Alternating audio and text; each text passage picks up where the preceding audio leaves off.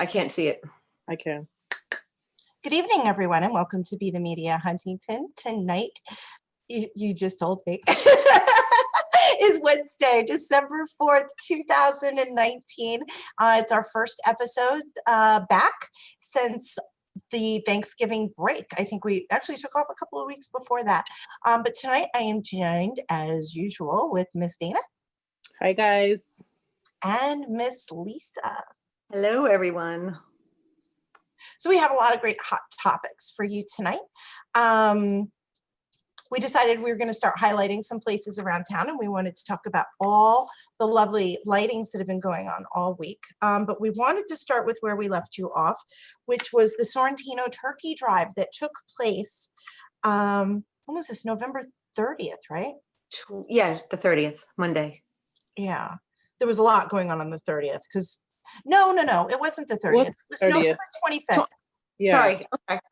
Yes. I know it's Monday. Yes, I know. It's when the holidays come, I lose track of time. I actually love it. It's so good to have that little brainwashing going on. So the turkey drive was great. We went there. I'll get this up on my screen for you. And you had, Andre did a great job. These were all the bags that they started out with, and that they put the turkeys in, and people would come in. This is one of the kids, so cute, all the boxes with the empty turkeys. Lisa had gone early and recorded the very first van that arrived early in the morning to help drive a little to drive people down. It's not a business, it was a giveaway. Tell them about all the stuff that was being given away. They had, the picture that we took of the turkeys there in the bag, that was just the very, very beginning. There was about 3,000 of them given away. Oh, sorry. Oh, okay. Sounds so bad. No, go. I'm going to mute it and let it play while, go ahead. They had clothes being given away, coats, sweatshirts, fleeces, and tons of laundry detergent to wash those clothes. And they were giving away pizza, I think 1 million slices of pizza from Johnny D's, and hot chocolate, I think was sponsored by, I'm going to say TD Bank. I hope I'm not wrong. And hot dogs, and there was so many firemen there helping out, the little junior police explorers, and just tons of kids from the local high schools. It was great. There was a lot of people. When I first went, the line was down the street. I think he said he gave away 3,000 turkeys. Yeah, about 3,000, maybe more. Crazy. A lot of people said, Andre wasn't a genuine guy and he was using this. Right. This was his 11th year, 10th year. I wonder how many people who got turkeys voted for him. I didn't get a turkey, but I definitely voted for him. Me too. I didn't get a turkey, but I voted. I didn't get a turkey. And I know you voted. I totally voted for him. I think that was one of the best. I've never participated in an event like that before. I didn't really know exactly what to do. And I had gone earlier because Andre and I had worked on another project to help some of the local churches. I've never seen someone give so generously without any expectation at all. And not only does he give from his heart, but he works out things with people. Like if you can't get there, if you can't get to his spot, he'll get to you. He's just such a genuine person. And I did receive, when I posted it, just to thank him, even though, remember, he asked me not to, because he was like, I don't do this for that. But I felt as though it was time for people to understand how he was and what he really was about. And I got some feedback from that. And someone was saying that I should not, while Andre is good for, thank you for doing what you had to do, but I should thank everyone that's involved. I was a little bit offended by that because it was his idea, although other people have joined across, after the years, but he thought of that. He's the brainstorm for that. So he should get all the credit for it. Can we also bring up, and I never like to bring up the kids, but that's his daughter's birthday. That's what he does on his daughter's birthday. Wow, I see. Who does that? Who does and he was honestly there from morning to night. He was, because Lisa and I were there early. 9 o'clock in the morning. right? 9 o'clock in the morning. You were there in the early afternoon with the church group. Yeah. Which one? The Baptist church group? Yes. Okay. Yes. Yes. There with Evergreen, and then I And then we can't. all met at the end there Yep. to just get a little coverage on it. And it was still packed when we came at the when I came at the end.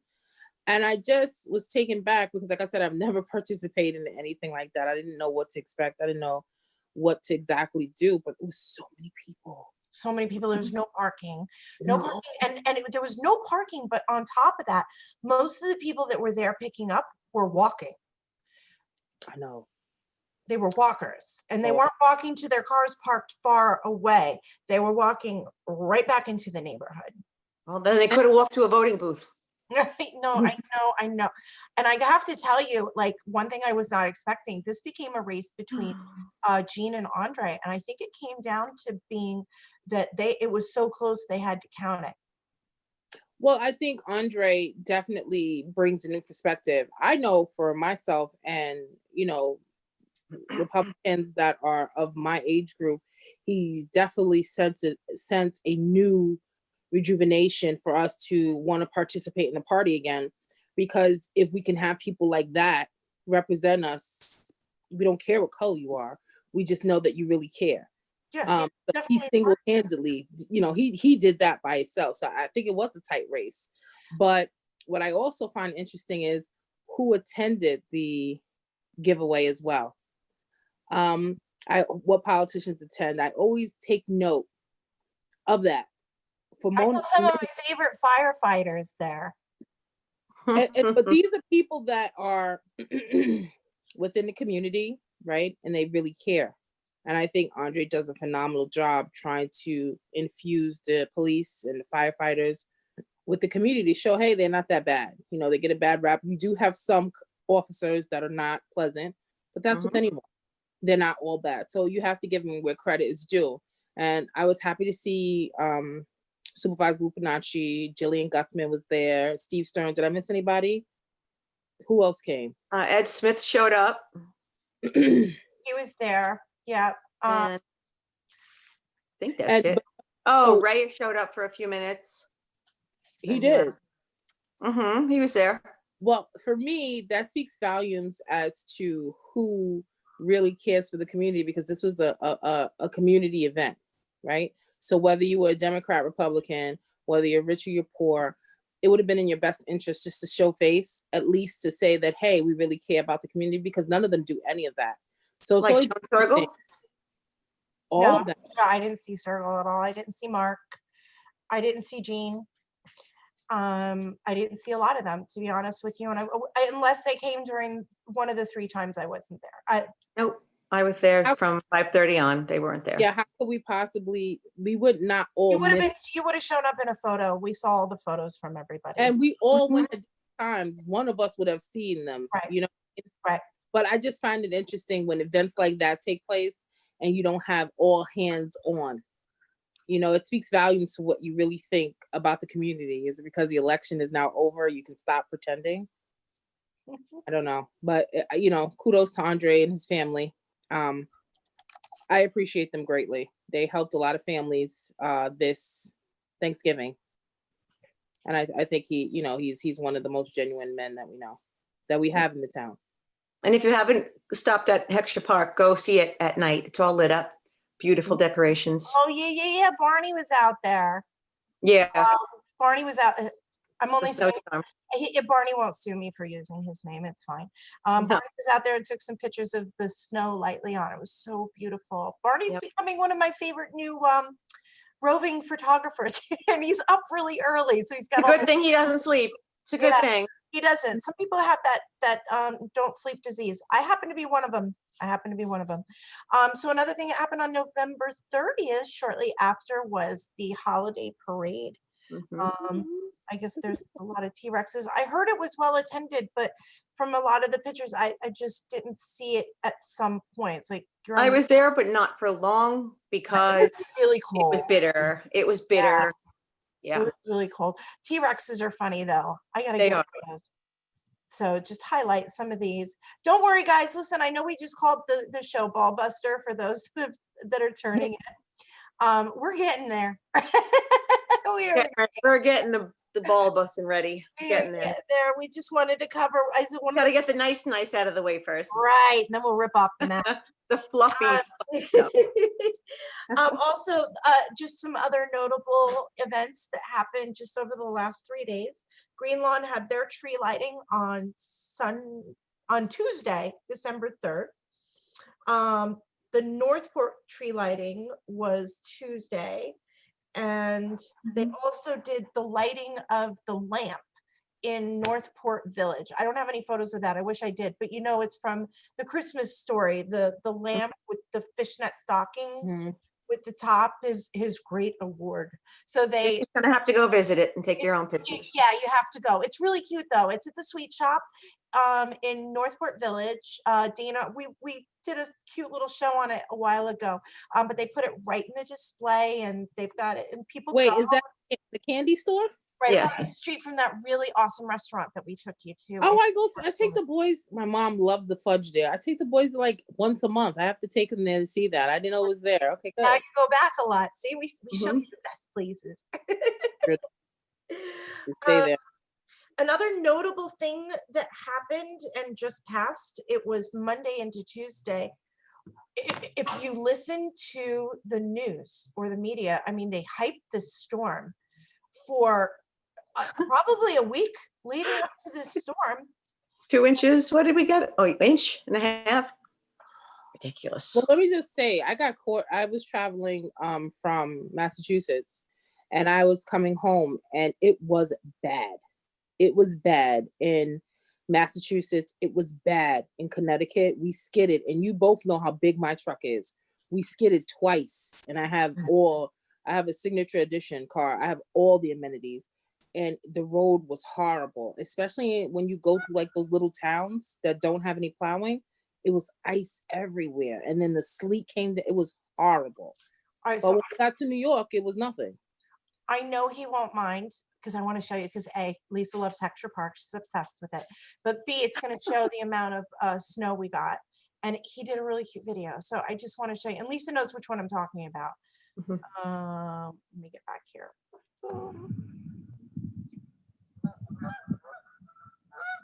Listen to the goosies. They're so cold. But it is. See the whale in the background? It's all lit up now. It's all lit up. A little bit of snow. But this is what it looks like. It looked like Tuesday morning after the snow. So there wasn't a lot considering the hype that we got. Like the town's putting up pictures of the sand and stuff, all ready to go. And, it wasn't just that, it was all the media. They hyped this storm when it was still in California. Yeah. I did get hit in places, Get but I'm used to it. I Get used to it. It's going to happen every week. Yeah. I did rush back based off of Mary C put a post on there that Long Islanders are going crazy. There's no more bread and eggs. I was like, oh God, that's almost it's gonna be crazy. Let me get back home. Let me get back. I fell into it, but we got caught, but once we got to New York, it was like you just gotta expect that for the rest of the season. You're gonna have to start to expect to hear this now all the time because I've noticed the media loves weather porn and fear porn. They do. Yeah. They love fear porn and they love weather porn. Those are the two things that they can really focus on. I'm going to die. I cannot deal with this. Oh, speaking of porn. Speaking of porn, oh, this is really That's bad. And you know what? Dirty, disgusting, I man. have a public service announcement to go on with this, and I think I'm going to lead with the public service announcement. The Trump administration has done a lot to fight human trafficking, and the wall is being built. In spite of what people want to believe, avenues of child trafficking are being shut off. Because of that, we are now seeing, I don't know if you saw Good Morning America, she was the little black girl with the cute little, she had her hair in braids. No, she had ponytails. There was video of her in Walmart. She got snatched.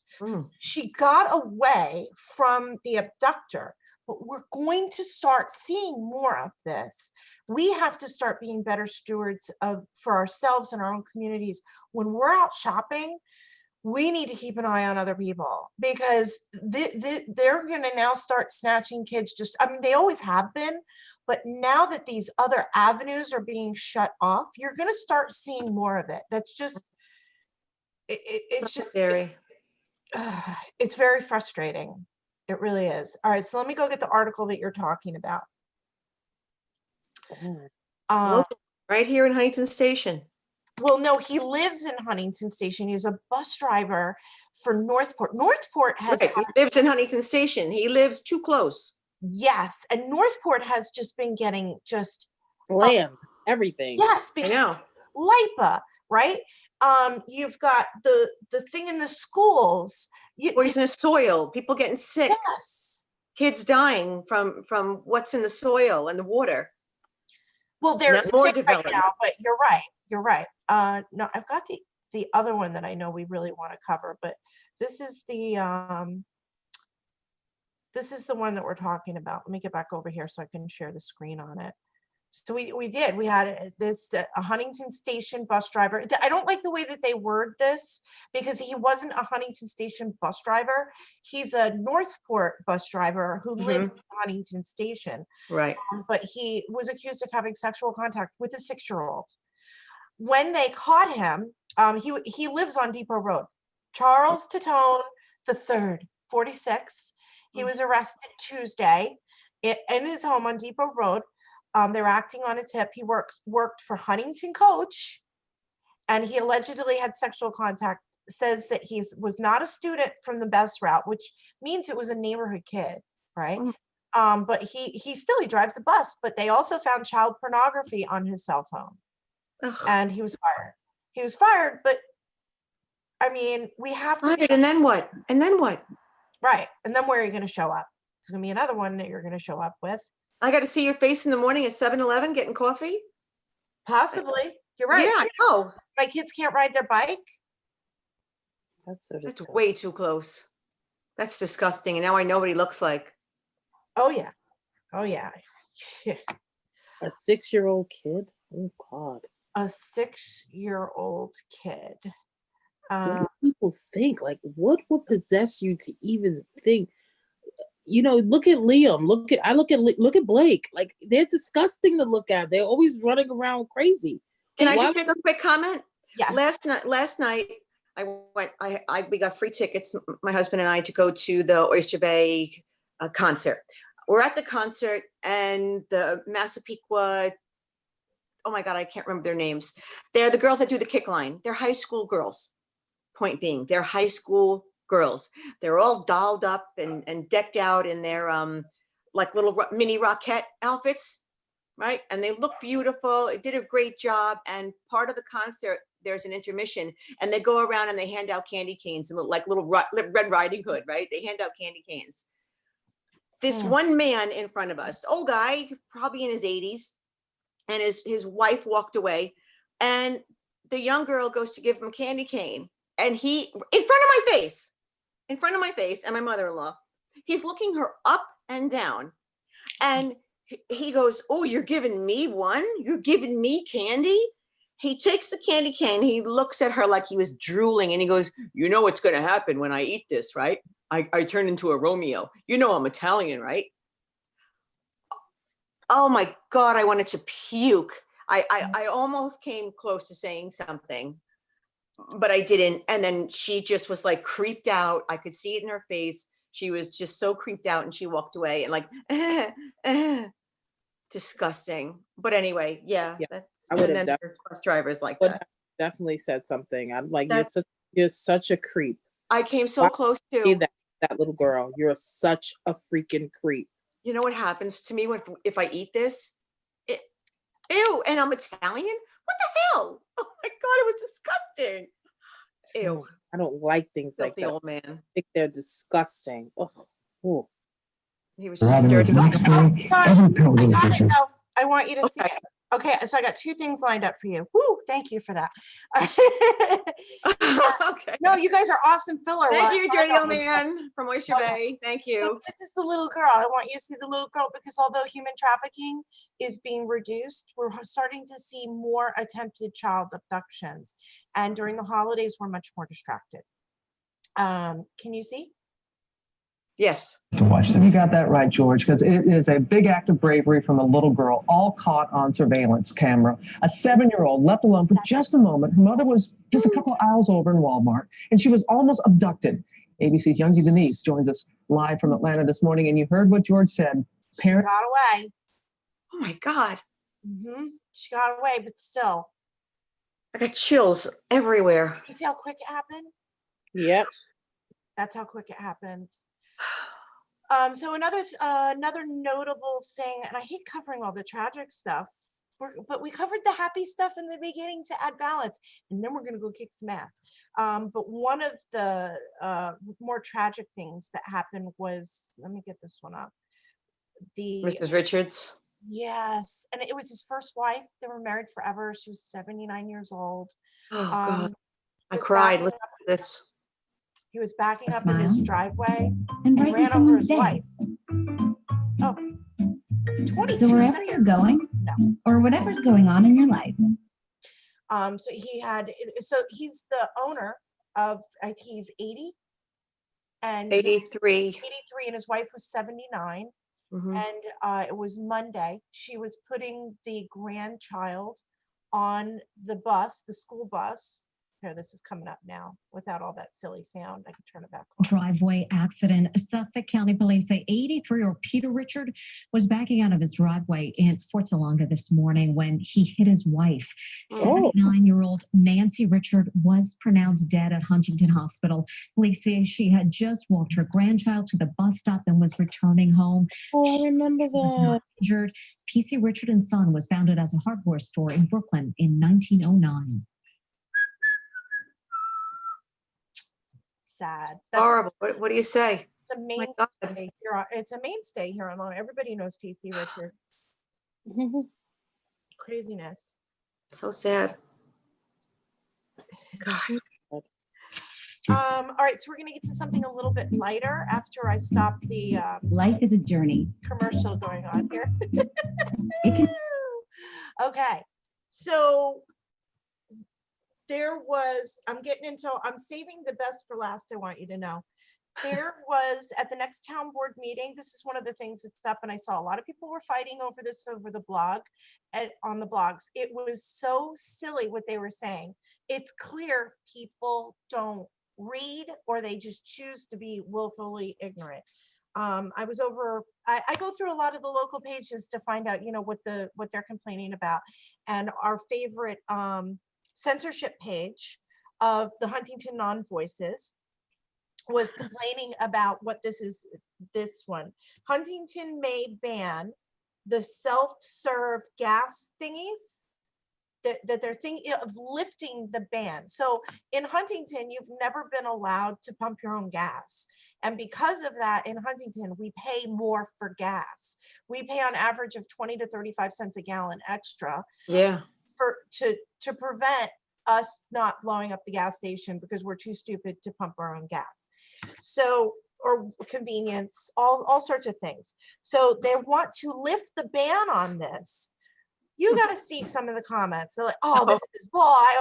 They're stealing jobs away from these guys." Are you even thinking about the money that you're, about how they're totalitarian because they only want us to use full stop? Okay, they don't know what they're talking about. Chad Lupinacci had pretty much stated that this law has been in place since 1970. It makes the gas prices higher, and now he wants to give them a choice. So the proposal is that there will be one self-serve, one full serve for every gas station that has 8 pumps, and there will be 2 full serve for any over 8 pumps. So you'll have a choice to pay the same amount to pay more to go to the full serve, or to pay 20 to 35 cents less to use the self-serve and pump your own gas, which I think, Right. I love having a choice. I love having that choice. You can sit in your car and pay more during a snowstorm if you want to, Right. or you can get out, do it yourself. It takes 3 minutes. No, you kick one of your kids out of the car. Well, if you have your kids with you, sure. Or you just, yeah, I like the choice. I like that idea. So there's a hearing on December 17th at 2 p.m. They were also upset about this. It was so funny, some of the comments. And if I am not even going to say who they're from because they're just such an angry group of people who hate everything. But some of the comments were, oh, and they're holding the hearing at 2 o'clock in the afternoon when all the people who would be getting this gas are at work. Like everybody brings that up with the 2 o'clock. It's so funny. Guys, you can send an email. And I mean, I don't see what's wrong with you're either mandating people to pay a lot more for gas that's already taxed, or you're providing a choice and allowing them to, people Choose? Right, choose. What's my God? The concept. When did Democrats start becoming against freedom of choice?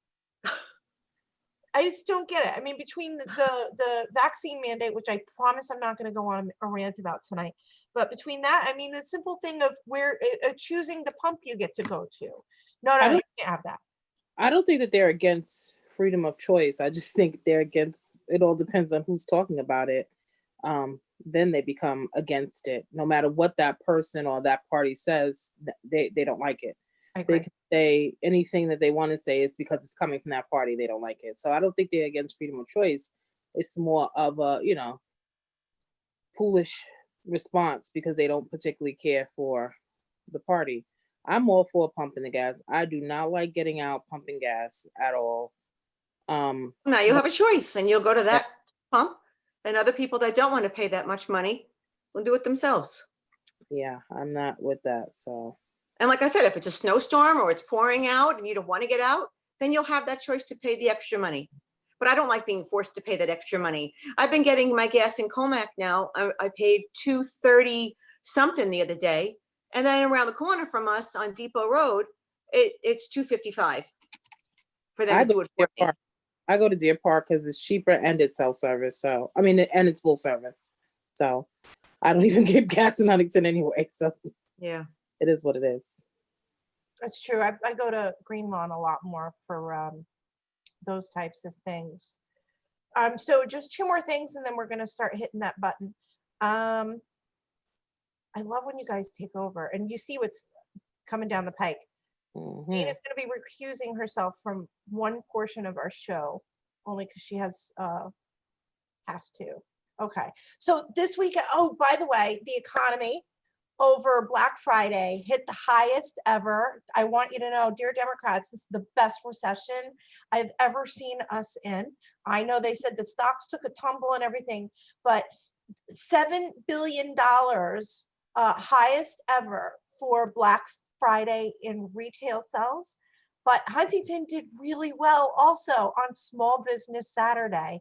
We also hit between the 4,000 small businesses that participated. This came from Alexander. He said that this was the best year we had ever seen. That's great. Yeah, so that worked out really well. And just as a final, I want to say that there are free metered parkings in the entire town of Huntington until after the holidays. I'm not quite sure of the date. I just know it's through the holidays. Well, I guess we could get back to you on that, but okay. We're going to let Dina recuse herself real quick for this part, and then we're going to jump back into something else, and she's going to join us again. The Matitnikock development. Yes. Yep, go ahead. Say it. Unfortunately, I must recuse myself from this portion. I am an elected officer for a group that did sue the town based off this whole finding. And I really can't speak on it. So I will be here, but I won't be saying anything. Well, it's not that you can't speak on it. You're choosing to make a good choice and not doing so to create no drama. No, you can't speak on it because we're elected officials. So we don't have, I mean, if I want to lose my seat, sure. Okay, so Dana, it's not gonna. Okay, so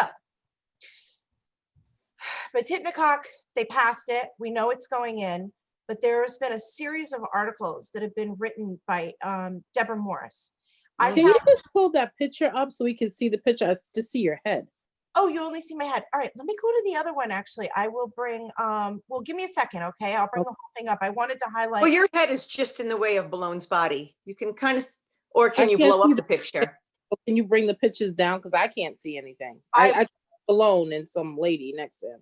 Yeah, I can't adjust that, but what I can do is just go back into our group and get the article if you give me a second. Okay. Is that Pilar? Well, yeah, it's all of them. That's definitely her. Here, I'll get you the full one and we'll go from here. Lisa put a lot of these in and she put a lot of writing on them. So we're going to have a fun time tonight because Lisa gets passionate. Okay, so Don't want to miss anything. I got to Yeah. highlight it. I don't want to now miss we anything. got Deborah on the back here with me, and we got the whole article here, so there's no mistaking it.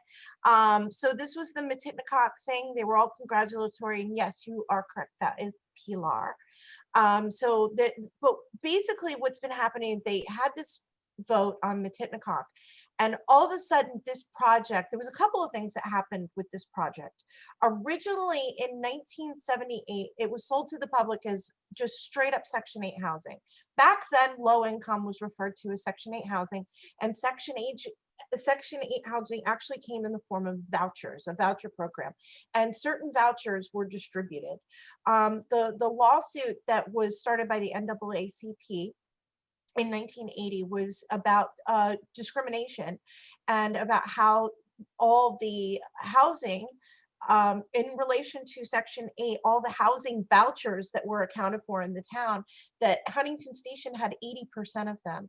And they were saying that we needed to diversify the Section 8 housing into the other parts of town. And this housing project had been being fought that entire time. So I last left this project, and to let you know how far back it goes, a good friend of mine that I used to work with when I was in my 20s, her parents fought this project. And I met her in 2002. I ran into her, and we were at the sewage treatment plant, which is what this was all about, the meeting in Suffolk about making sure that they had an on-site sewage treatment plant as part of the requirement. And what they were voting on at the Suffolk County regional meeting this past week was that the funds for the infrastructure improvements for the on-site sewage treatment plant. Just stop me if I get anything wrong. So this project's been going from then. So somewhere between 2002 and now, a lot of different organizations got involved. They decided to put in a lottery now. 8 out of the 146 units, 8 of them they set aside for adults with developmental disabilities. And I found that interesting because that's something none of us can really you can't be against developmental disabilities. You just can't. I think that they put that in there with that intention, because the same people who are for this project are the same people who were fighting Tammy Topel with Kids Plus, who was trying to get in a much smaller scale in the middle of a residential area in the same area, really, as a group home. And we covered that about a year and a half ago when it first came up. Tammy does good work. But somewhere in the line of all this project, they started bringing up, and what was largely brought up is anybody who's against this project now is racist. And I'm going to tell you why I find this interesting. We have a picture of Balone here. He's the county executive. And we have Deborah Morris, who's been doing a series of articles about how the realtors in Long Island have been steering certain races to certain, and Huntington came up. And so this is all kind of interconnected into the same thing, because now Deborah has literally been reporting it's a new series they did. They're calling it an investigative reporting series that and Deborah Morris is now, let me remind you, Deborah Morris used to report, she's a reporter in the township of Huntington. She's not allowed to report on my school district because she violated HIPAA laws. So we're going to move past Matitnacock now, because we have the theme of Matitnacock is racist. They passed it. We knew they were going to pass it. I was surprised to see the people who previously stood with me against the project who now support it. Huntington Matters, June Margolin was loading up vans of people to take them down. They were steering them. They were steering them all the way to Riverhead. Xavier is literally sitting on a steering committee, steering them down there to go speak in favor of the project, which is fine. This is your right. But it's probably a really bad idea to have everybody live in Huntington Station, except for the president, Xavier Palacios, who lives in Huntington Bay, in a neighborhood that most of these people they can't even drive in without getting some problems, okay? But now you are supporting this project against the wishes of a community that you have no vested interest in and you are not a part of. Okay, so Dana, for full disclosure, I'm now completely moving past Matitnacock. We're now going to keep all the subject matter strictly with the Deborah Morris reporting. We're going to move right into the balloon thing. You know where I'm going with this. You ready? Always. Okay, so we're going to start with an interesting article that was put out by the Huntington Patch. The Huntington Patch, I'm going to put this one back up because look at all the people of color he surrounds himself with, because he's so diversified. But you can go look this one up because I'm not sure I'm going to have enough time to find it unless you can, Dana, and you want to quote directly from the article. The Patch came out with an article today, the Huntington Patch, that out of the 77 people that Mr. Balone has on his staff, only one is a person of color. And the reason why I asked about the picture that you showed is because it always amazes me how people magically start appearing for things that they were never in the real race for. I saw two of these board members, Ed Nikowitz and Sydney Joyner. I also see Elaine Gross, who's standing directly behind Balone, and then I see Pilar, and I know Pilar is on some housing. I don't really know her entire story. However, I do know Sydney is very familiar with the Mitchell-Lama, so Mitchell-Lama housing and things like that. So he's very well versed. I could see why he would be there. I got you. Elaine Gross is the director of Erase Racism. I get why he's there. And Ed Nikowitz has fought for injustice for, all different abilities. Well, he has children on the spectrum. So I understand why he was in the fight. Mm-hmm. As to why everyone else now jumps on, I don't really understand that part of it. It just always amazes me. But I don't know why this is making news that Balone only has one person of color. It's been going on. It's no new phenomenon. It's not like he just woke up and said, "Hey, guess what? There are no brown people in here." That's not what happened. But get them in the picture. But get them in the picture. Yeah. So I mean, for us to be like, "Oh my gosh, I can't believe," I think it's a falsehood. I think it was put in poor context. Not to mention, in regards to this, when you work for the government, there's civil service exams that you can take. Did the people take the exam? There's so many different avenues. What really baffles me though is when they come out and it's like, "Oh my God, we just discovered that there's only one." You know what you were doing. Steve Balone had some scandal when he was going through with Dwayne Gregory, and he's Black, and he didn't want Gregory in there, and him and Schaefer were having, their little fallout. He was exposed at that time. So it's not like it's a new phenomenon. I think it's sad that people are, trying to make a big deal out of at 2019, like this is something brand new. So it just always amazes me. And generally what happens is that they make a big deal, they hoot and ha, and everybody's in an uproar, and everybody's so pro, diversity. And about 2 months later, we won't hear anything at all. And we'll be back to square one. Can I give you a perfect example? The last 4 top runners for the presidential Democratic presidency, out of all the diversity they started with all 28 candidates, all the women, all the color, all the gayness, all of it, right? 4 top people are all white male. Rich. Oh, well, we got one gay guy. It's always, when it's convenient. And it's time that we stop allowing it to be convenient. This is something that's been going on. It's no new phenomenon, like I stated.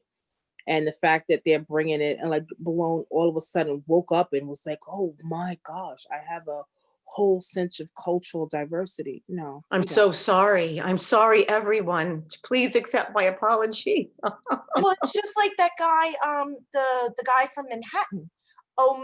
Not O'Malley. He had an Irish last name. O'Donnell. Rosie O'Donnell's brother is a Piggy's congressman brother. from Manhattan, her baby brother, and they decided now that the Robert Moses is racist because everyone was racist in 1920. So let's pull that. Really?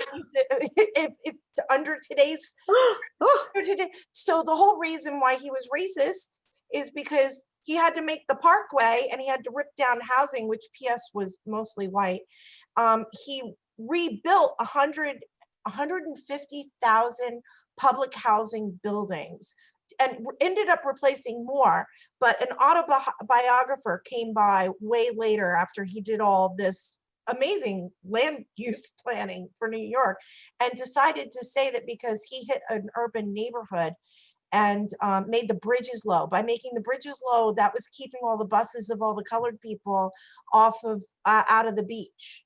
Right. So that made him racist. Right. That's what some idiot was saying. Right. Yeah. Well, Robert Moses was, if you know his history, he was racist. It was 1920. He specifically, Who wasn't? Yeah, who was it? We can't ignore, even if it was 19, we can't ignore the fact. He stated, I'm building Jones Beach so we can get away from people like the one in Coney Island. I want a pure beach. You can't get more racist than that. Build the bridges and that's a fact. to stop development, mostly because he wanted to keep the land as pure. Pure doesn't equate to white. Pure equates to underdeveloped, because he had Lisa put up this amazing documentary. It's 100 years old. It was crazy listening to it. It was like it was happening now. Like, we're still having the traffic issues. We're still having the high density issues. But what he was saying was he was seeing how poorly planned down by the seaport that it was, and how the density was happening, and how it was becoming a problem for us to get bigger highways and was creating congestion. So That's not beachy. he built That's not beachy, low to keep the island, because it was an island, pure. To keep pure meaning less development. He thought with a developer's mind. He didn't you can't say that when you say, I don't want the people that are in Coney Island over here. I want a pure beach. I want these people over here to have a nice pure beach. But you can't justify that. I'm sorry. There's no way of what do you mean? The people in Coney Island aren't pure? Coney Island is a beautiful beach. But back then, the whole term in 1920 was Irish need not apply. So I don't think it was necessarily a situation of color. It was a socio. I don't want those poor people out here. And again, still, whether you're Irish or Black, Jewish, Italian, when you're racist, you're racist. You can't say somebody you want something pure, because truth be told, none of us are pure. This was Native American land, and we're all not pure unless you're a Native American. I know. We were just going through this, the Matitnikock. I put up the thing about history as well. And one of the first land use trades was in Huntington, was from the Matitnikock tribe. That's so crazy. And we just took the land. We're literally building on Indian burial ground now. This is why we're all going. And what's next? Mount Misery, Sweet Hollow, tear it all down. We're all going to hell. I'm telling you. Okay, so we gotta get back to this 1 person of color out of 77, but one of our favorite new representations of the very, very diverse field has been doing a lot of speaking for us. Come on, steer us in that direction. I'm steering you. I'm steering you. I just don't know who he is. In this article, this is Xavier Palacios. We've got a long history of reporting on Xavier Palacios, who is fully a public figure at this point. He has been in the Deborah Morris series on how racist our realtors are for steering Spanish people into Huntington and Huntington Station, where he represents them to become legalized citizens. Also sits on the school board of, and we covered this, remember we said, and the sanctuary city, you mean? Huntington, which is a sanctuary city, right? Sanctuary city. Oh, But okay. our Clear. district has the most Hispanic people in it. White people are the minority. Black, we're losing Black people. We did the numbers. I forget. It was maybe 6 months ago when we went through the last 10 years and how the diversity, how the demographics have changed so dramatically and so quickly just in this school Do district. we have to leave the picture up though? What? Leave the picture up? Yeah, no, you don't need to do that. Please. Well, so this was a Newsday article that he put up, and he's very dismayed. He's dismayed. In Huntington, where the population is diversifying, there was pride and dismay last week among local officials and civic leaders. I want you to know they are now referring again the Huntington Matters group as civic leaders, and nobody's disputing it. We've covered this so many times. They are a 5-person for-profit corporation. Okay. The pride came from a multicultural that's enhancing life. I like what Matt had to say, Jim had to say here was, how come no one else but Matt was at the Huntington Housing Coalition County meeting discussing this deplorable issue? How long is Matt on the board? Matt is on the board. Matt from Huntington Matters is now sitting on the board of the Huntington Housing Coalition as well. Okay. So how come he was there? Wasn't he just added recently? I never remember Matt being there. I asked how many were from the station. They have no one really from the station except Matt Harris, who now supports all this stuff. If I remember correctly, there was a lady from Avalon who moved there from another area in Huntington, but they gave interviews. What is this all about? Blah, blah, blah, blah, blah. But basically, it's probably better if no, this is fine. I want to use the one that Lisa marked out though, because it's perfect. So why don't you guys pick this up while I get Lisa's mark out? I really wish I didn't have to look at that picture the whole time. I'm sorry. Okay. I just find it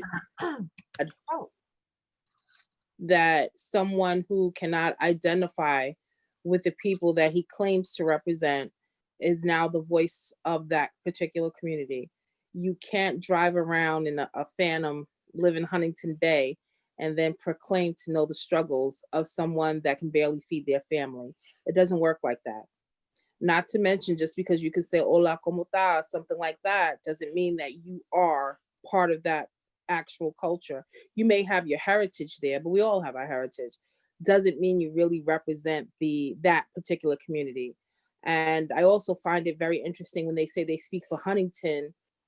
I've never seen any of them in my neighborhood. And I assure you, if they did come, the outcome would be very different. Very different. I see a couple of question marks there. I see Lisa, we're gonna get you some help. Maybe just a different color to use when you circle stuff. I didn't want you to miss it. Just in case you read over it. I didn't want you to miss it. It's brilliant. I love it. So Lisa has highlighted some very poignant parts for us. June Margolin, sorry, but my throat is really messing with me tonight. June Margolin, president of Huntington Station-based Huntington Matters, a local civic group, was organizing a party. So this was the one that she was organizing, the 5th birthday party to celebrate the day that a little girl got murdered so that they could have $28.67. If you weren't banned from their stupid page, you could have gone. Right. So they're marking their 5th birthday bash. So they can celebrate the day that a little girl was murdered so that they can now have a group where they pull raffles and give away manicures every hour.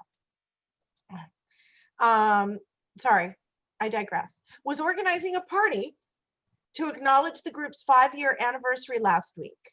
The organization was founded in 2014 after Maggie Rosales, 18, was killed by her neighbor, a murder that galvanized the Huntington Station community. Margolin decried steering. It's not okay. It's just not okay, Margolin said. It's not okay. I find the practice disgusting, Margolin added. Our strength is in our diversity, and there are so many people of all races and religions and backgrounds that want to come to our town because it's a fantastic place to live. We are truly a melting pot, and the fact that there are agents out there handpicking our neighbors, I'm not okay with that. Mark Cuthbertson said he's pleased that the community is perceived with welcoming Hispanic buyers, but he's unhappy about evidence of steering.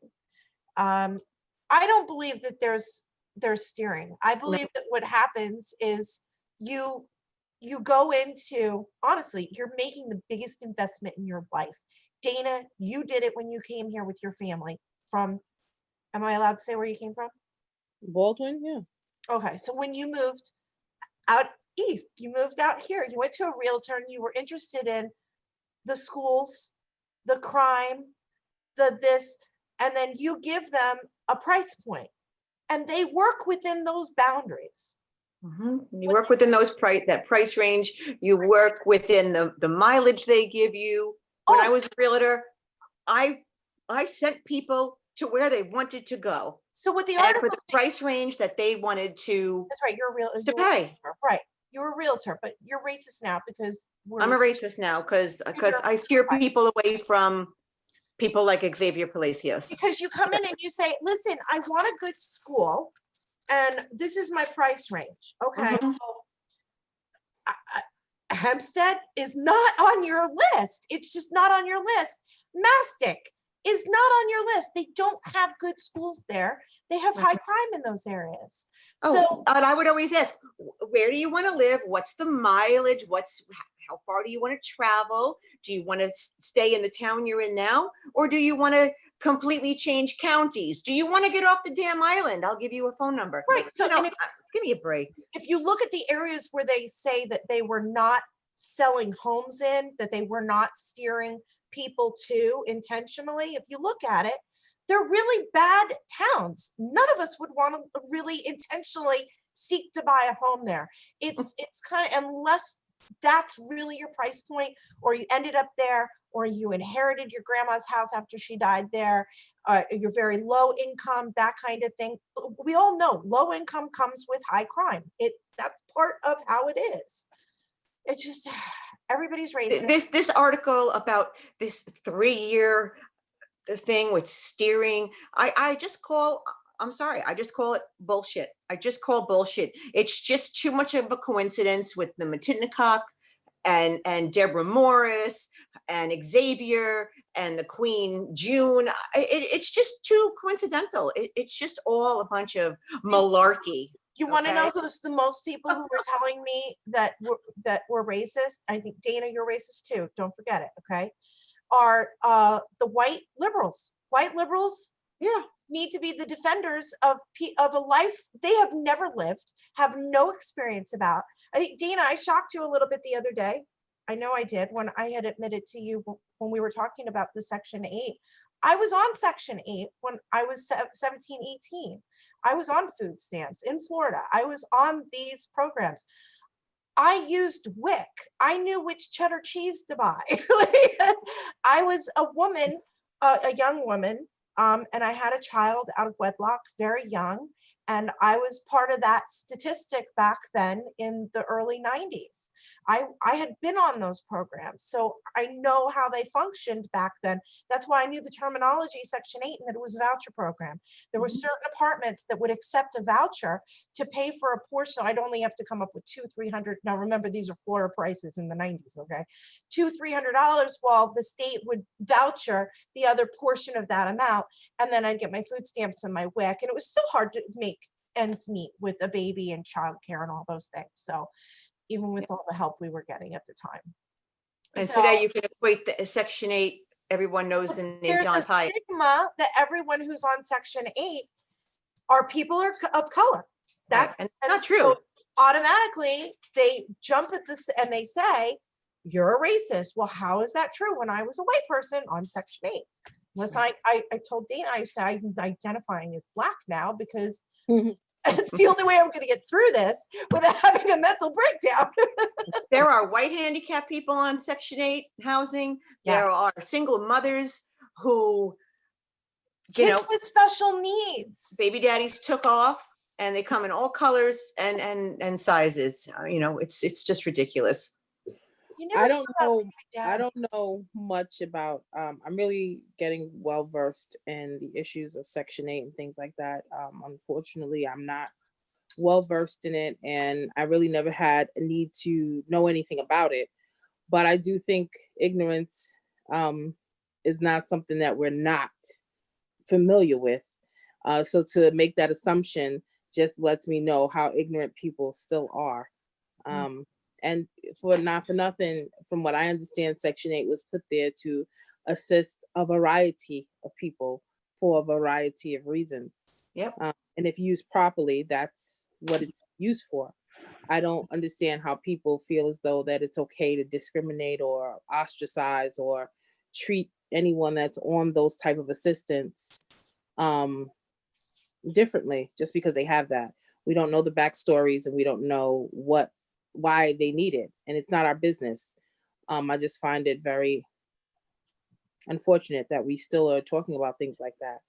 And what makes me even more angry is, do you think someone like an Xavier really knows? If I don't know about Section 8, do you think someone like an Xavier knows about Section 8? I mean, come on, let's be honest. Let's talk real here. No, he grew up in Huntington Station with his family here. He had come here from, I believe, Ecuador, right? He's Ecuadorian. I'm not sure what. He's from Ecuador. I remember him saying that he was the really, like, the royal Spanish. His college was subsidized. First of all, that right there lets you know what he's talking about, because the royal Spanish come from Spain and they're considered to be Spaniards. Yes. So we all need to know our history before we start talking about who's better than the other, because those are the royals, which are the ones who come from Spain. If you come from anywhere else, you're just Latino. But the Ecuadorians, or the way he explained it to me when we were on speaking terms, was there's a belief that, and there's this whole hierarchy thing within the Hispanic race where certain, like, El Salvadorians are this and Guatemalans are this and the Puerto Ricans are really from New York and they've been here too long and they're Americanized. So they look down on each other or up on each other in Big different time. ways. Yeah, and because they come from all different places. I mean, when people say Hispanic, they're everywhere. I love the Guatemalans. They're amazing. I do. I love. They're very friendly, and they're excellent gardeners. No, it's the truth. One of my really good friends, he's so sweet. I love my Oscar. He's such a sweetheart, but he taught me so much about gardening.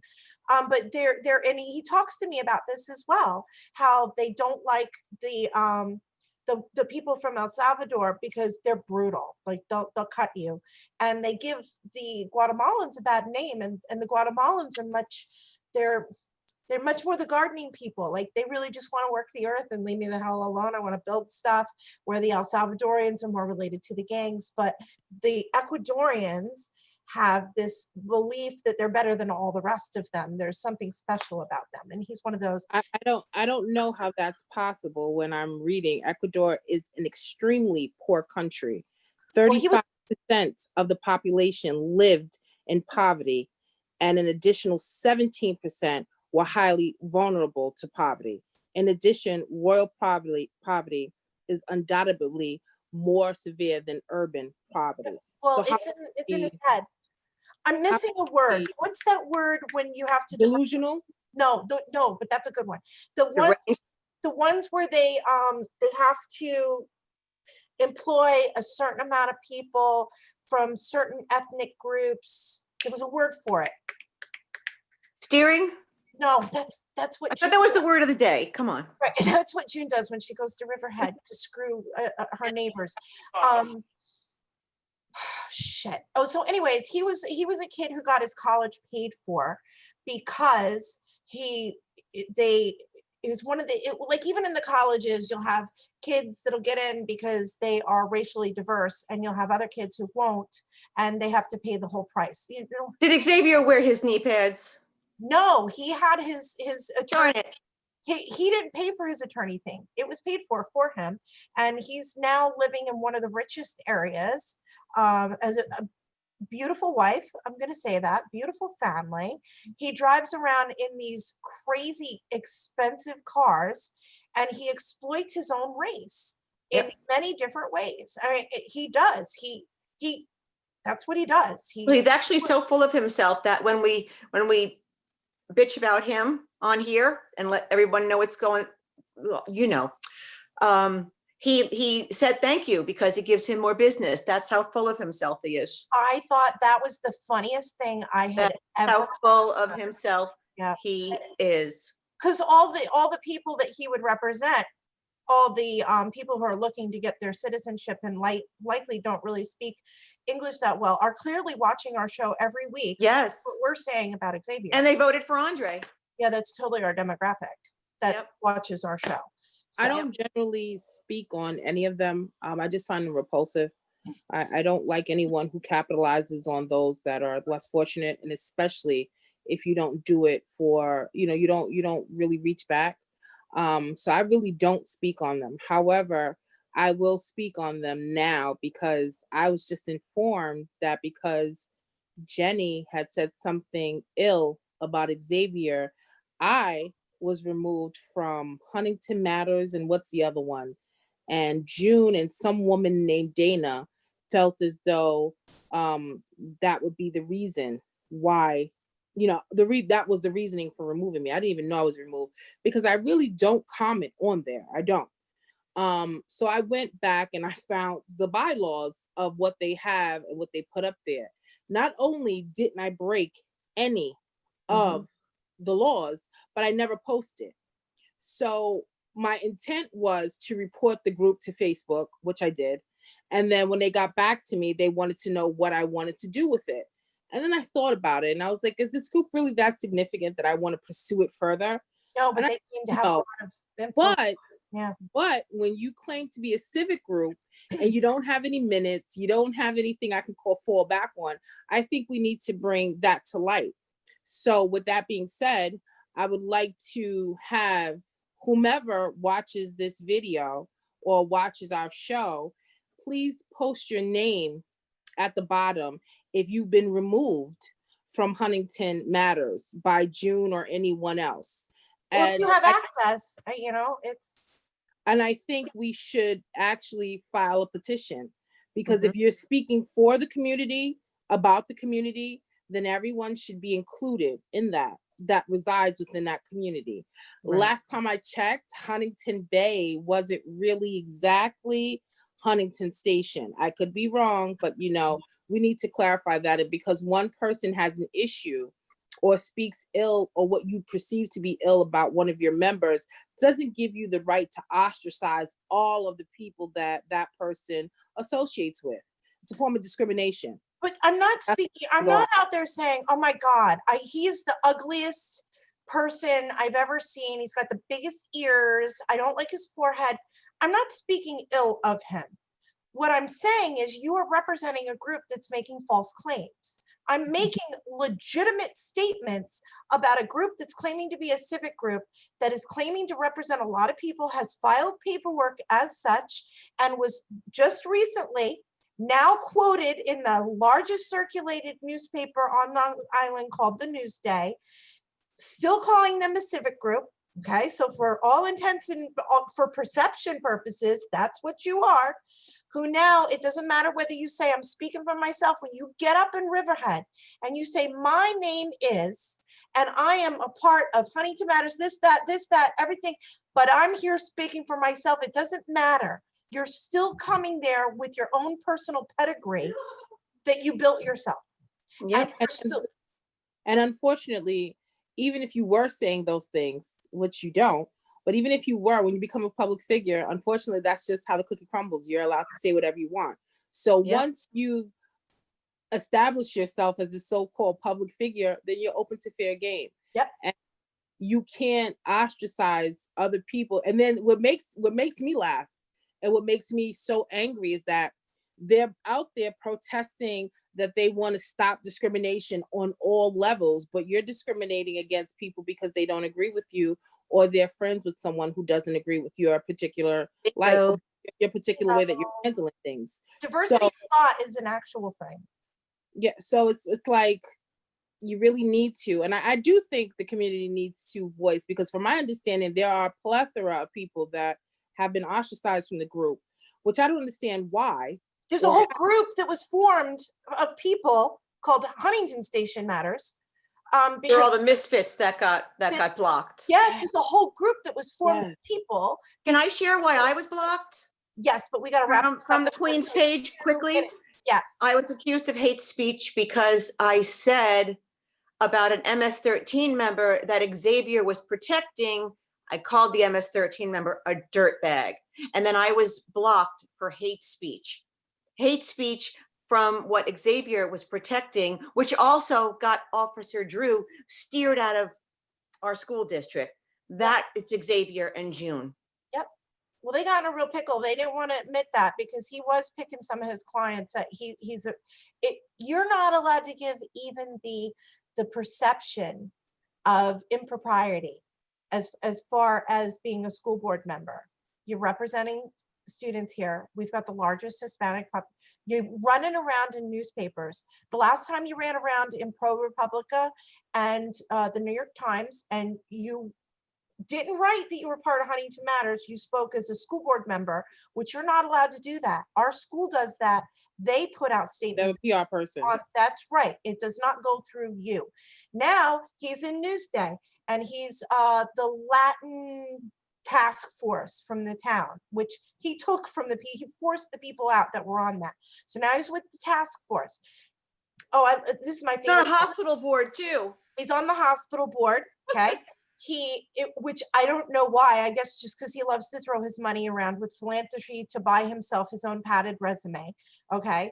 But he also does I'll give him that. The Huntington Station Latin Quarter does do the Toys for Tots, but honestly, Toys for Tots delivers you a truck of free toys to give out. You just have to ask for it. Okay. And he took that from the St. Hughes people. And I know this for a fact. Okay, so he goes out there and he does his civic group, his Huntington Station Latin Quarter, which he also uses now to bounce off of the Huntington Station Happy Helpers, who used to be, their names used to be on the marquee for doing the Earth Day cleanup, but now he does it in conjunction with them. Meanwhile, they started it. So now Huntington Matters, which he's the invisible president of, now we'll go out there and say, oh yeah, and this being done by Huntington Station Latin Quarters. That's you. That's still you. Like every time he's in a different interview, he's somebody else. It's still you. You're just identifying as a different person every time. Oh, okay. I just, I gotta stop. what I will say is that if my children attended Huntington and any school in Huntington, he would have to be removed. I would take it as far as I needed to. I would surpass the local school board and take it straight to the Board of Education. And I would demand, and I would stay on them because I have the time and the money to do so until he was removed. I cannot see someone like that representing my children or any children effectively if you promote discrimination in your own way based off of your civic group. Well, not just that. I mean, if you're on all these boards, how do you have the time to be an effective leader on the school board? I'm sorry, I just don't think you are. I don't think you're for the kids. I think you're for a certain proponent of the kids that you can milk for your own personal gain. And on that You note, can't, there's too much steering going on, going from one place to the next place, to the next board, to the next board. He steered himself in too many directions. He can't be effective, period. Park yourself in one thing and be done with it. Mark my words, he's going to run for town board. Mark my words. He's building his resume now. Well, let's do it. Let's go. All right. All right. On that note, I hope everybody enjoyed tonight's Huntington View. And we're going to try to be back here next week with the ladies from East Northport. We're really trying to get it together with them, but they got so much going on. It's kind of hard to nail them down. So Steer yourself here next week, same time. Same time, same channel. Good night, everybody. Good night. Guys.